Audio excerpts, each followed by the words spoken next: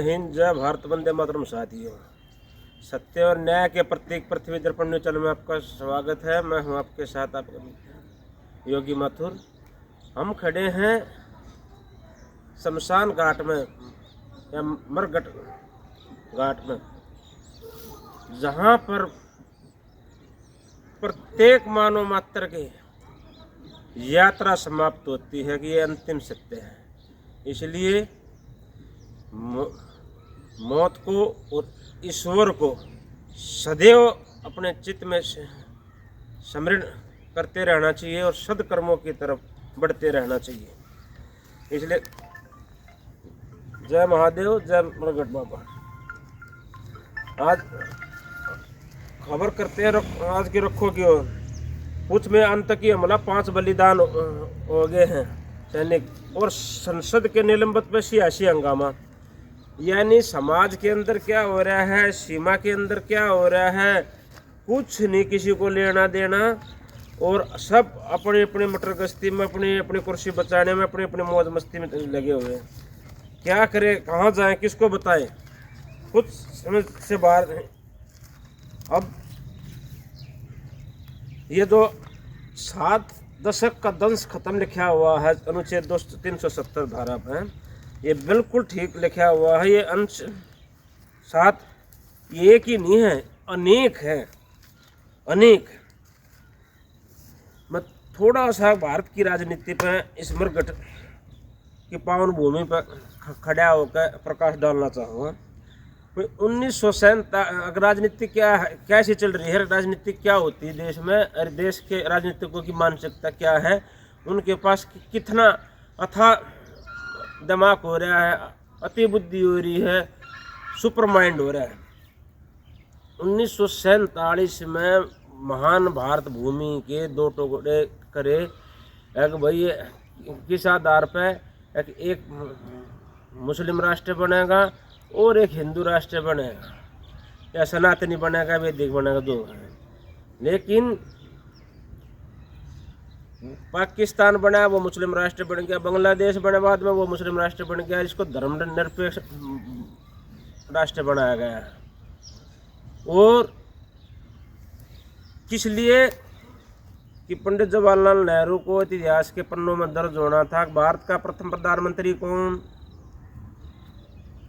पंडित जवाहरलाल नेहरू। पाकिस्तान का प्रथम प्रधानमंत्री कौन? मोहम्मद अली जिन्ना। कोई ये प्रश्न कर रहा है, कुछ बंटवारे में कितने लोगों का कत्ल हुआ था, कितनी माता बहनों के साथ बलात्कार हुआ था, कितनी महिलाओं का मांग का संदूर उजड़ा था, कितने बच्चों के सहाय से माँ बाप का सहाय हटाया था सर से। तो ये सब बातें हैं, ये होती है राजनीति। फिर उससे आगे बढ़ते हैं। 1948 में नथुराम गोडसे ने मोहनचंद करमचंद गांधी को गोली मारी, जिसे महात्मा गांधी भी कहते हैं।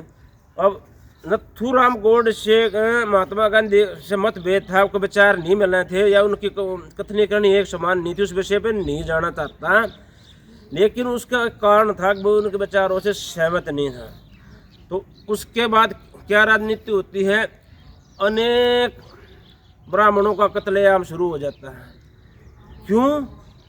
राजनीति कि हमारे बीच के बैठे उन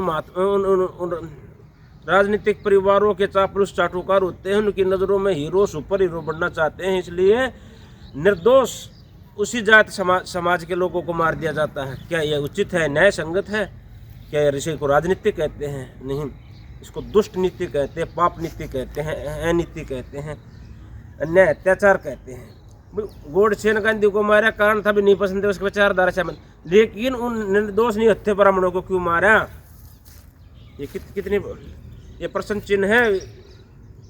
मेरा इस भारत भूमि के राजधानी क्षेत्र कराड़ा गांव की शमशान घाट से इस देश पर राज चलाने वाले सभी राजघरानों से, जो अभी तक के चलाने ने। उसके बाद 1984 में आ जाते हैं। 2 सरदार बंधुओं ने इंदिरा गांधी को मारा। एक विचारधारा थी ना मिली, जो गलत करा ठीक करा उस पर नहीं जाते, लेकिन उसका मारने का कारण था कि इस कारण वही मारे थे। भाई अमृतसर में मंदिर का विवाद का हो या कुछ भी कोई कारण था कि उसको इसलिए मारा, लेकिन उसके इंदिरा गांधी मरते ही अनेक निर्दोष हमारे सिख भाई मारे गए।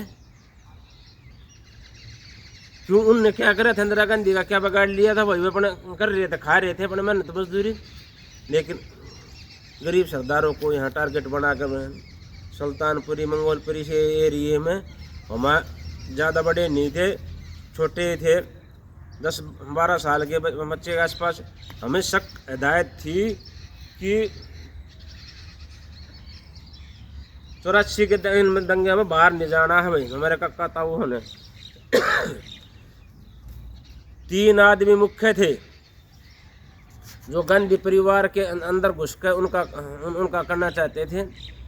उन तीनों आदमियों को जो नाम उछड़ा था, उछल रहा है अभी तक, HKL भगत, सज्जन कुमार और जगदीश टाइटलर। देखो राजनीति किसे कहते हैं। इन पास तक कोई कार्रवाई हुई नहीं है और दूसरी पार्टी ना के सिख भाइयों की वोट बटोरने के लिए महिपालपुर गांव के 2 लोगों को उठा कर जेल में बंद कर दिया, सजा सुना दी और अभी तक कुछ होया नहीं था।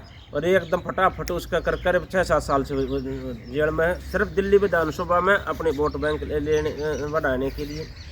यानी कि एक ने मारे अपन का राज चलाने के लिए और दूसरे ने निर्दोष फंसा दिए अपना वोट बैंक बढ़ाने के लिए। उस टाइम की बात याद आ रही है,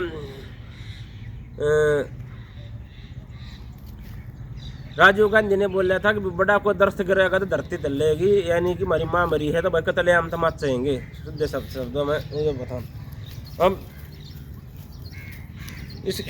इसके क्या नतीजे रिजल्ट हैं। और अब ये देश की राजधानी, देश के CM उसको ईडी के जालिए वो शामिल नहीं हो रहे हैं।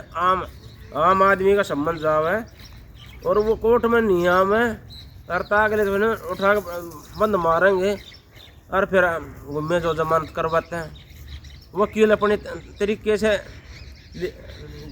लपेटेंगे, निचोड़ेंगे, टोले मारेंगे, डंस मारेंगे और अपने लालच अहंकार को बेशर्मी के साथ प्रस्तुत करेंगे, दिखाएंगे। तो ये सब को कैसे बदला जाए, कैसे नहीं। अब अभी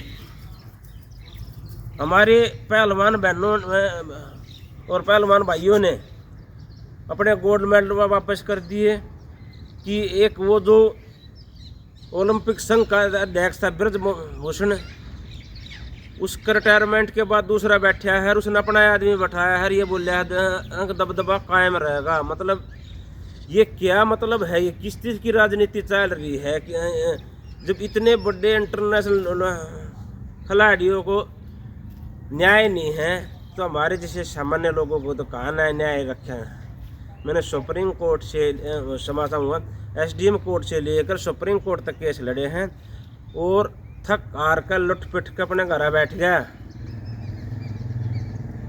ये बहुत गलत बात है।